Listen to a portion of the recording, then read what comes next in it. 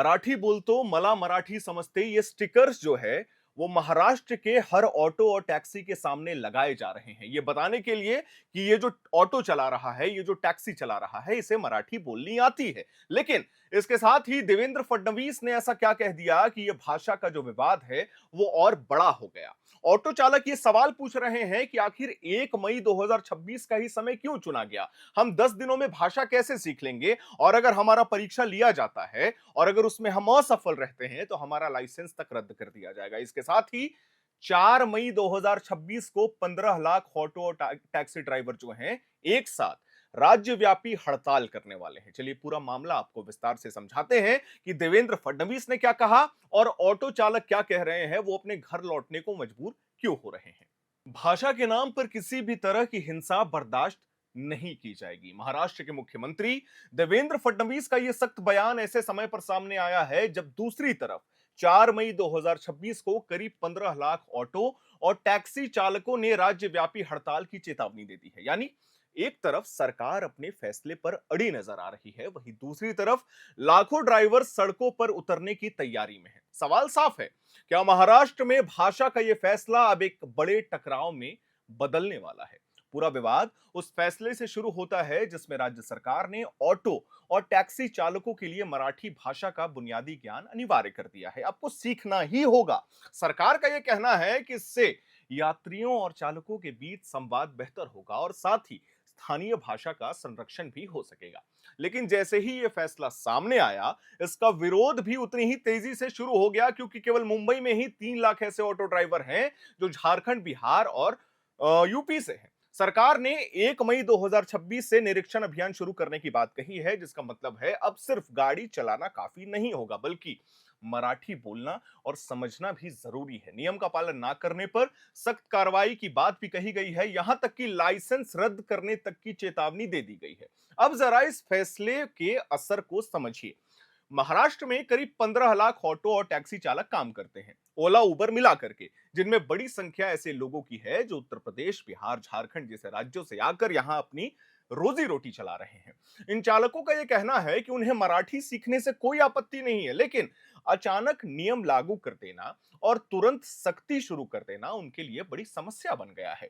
यूनियनों का यह कहना है कि सरकार को पहले उन्हें ट्रेनिंग देनी चाहिए थी, 1-2 महीने पहले बताना चाहिए था, उन्हें समय देना चाहिए था, लेकिन बिना तैयारी के नियम लागू कर देने से उनकी कमाई पर सीधा असर पड़ेगा। क्योंकि मान लीजिए अगर 1 मई को उनका टेस्ट लिया जाता है, उनसे कहा जाता है कि मराठी बोलिए और सीखिए, और उन्हें नहीं आता, तो क्या उनका लाइसेंस रद्द होगा?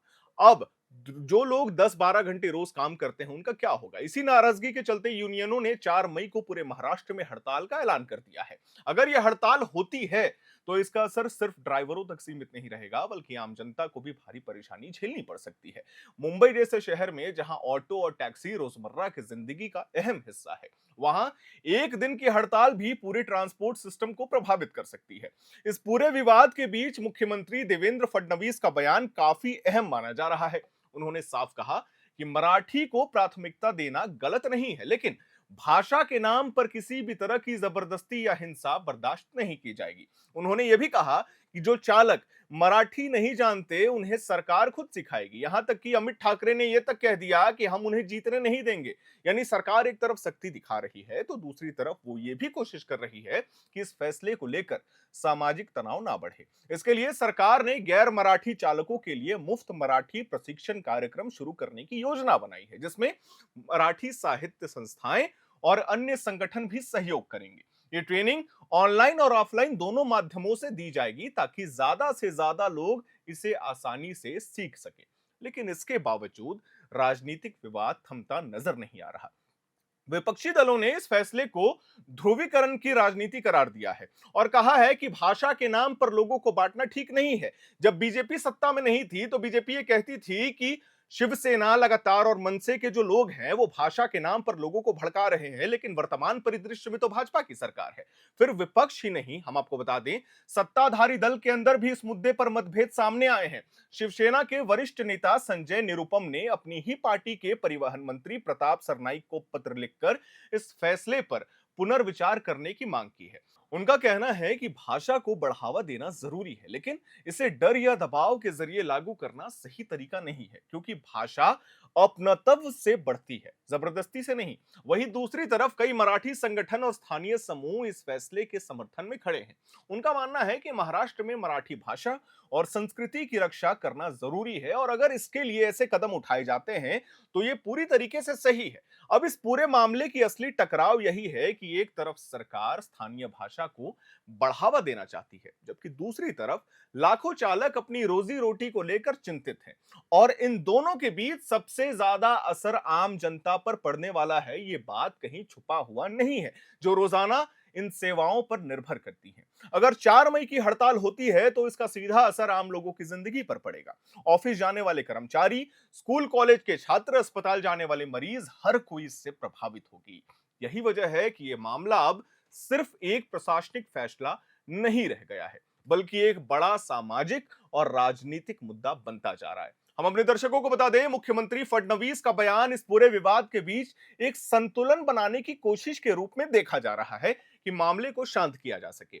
जहां सरकार एक तरफ मराठी को बढ़ावा देने के लिए प्रतिबद्ध है, वहीं दूसरी तरफ वो ये भी सुनिश्चित करना चाहती है कि कानून व्यवस्था और सामाजिक सौहार्द बना रहे। अब सबसे बड़ा सवाल यही है कि आने वाले दिनों में क्या होगा और क्या हो सकता है।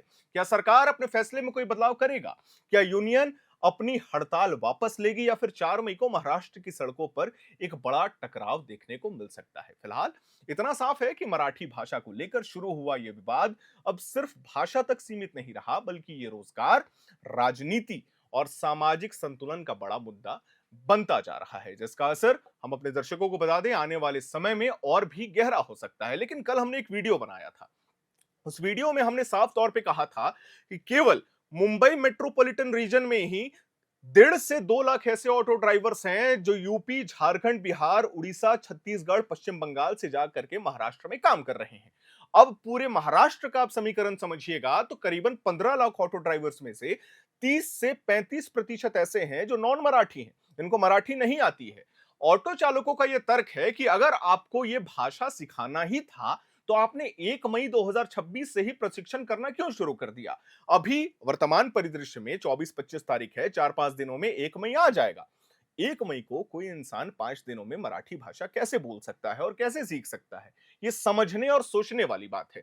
दूसरी चीज, अगर उस दिन किसी का प्रशिक्षण होता है, किसी का टेस्ट लिया जाता है जो कि वार्तालाप के जरिए लिया जाएगा, अगर वो व्यक्ति नहीं बोल पाता है तो देन एंड देयर उनका लाइसेंस खत्म हो जाएगा, लाइसेंस रद्द कर दिया जाएगा, या फिर उन्हें ऑटो चलाने की अनुमति नहीं मिलेगी। क्योंकि वीडियो शुरू होने से पहले हमने आपको एक बात कही थी कि एक स्टिकर्स लगाए जा रहे हैं ऑटो और टैक्सी दोनों के सामने, ये बताने के लिए कि ये ऑटो चालक या टैक्सी चालक को मराठी बोलनी या समझनी आती है।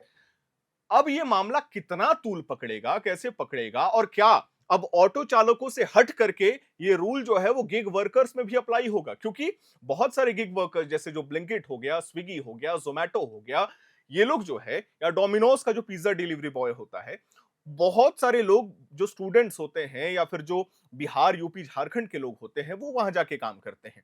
तो क्या अब उनके लिए भी ये रूल लागू कर दिया जाएगा कि अगर आप गिग वर्कर्स हैं, आपको डिलीवरी देने जाना है तो आपको मराठी बोलनी आनी चाहिए, आपको मराठी सीखनी होगी? और क्या यह मामला धीरे धीरे कॉर्पोरेट कल्चर में भी घुसेगा, जो कल हमने जिक्र भी किया था? क्योंकि देखिए, बहुत सारे लोग भाषा को लेकर के पलायन करना ऑलरेडी शुरू कर दिए हैं महाराष्ट्र से। उन्हें पता है कि हम 5-6 दिनों में नहीं सीख पाएंगे, 7 दिनों में नहीं सीख पाएंगे, सरकार ने हमें कोई अल्टीमेटम नहीं दिया।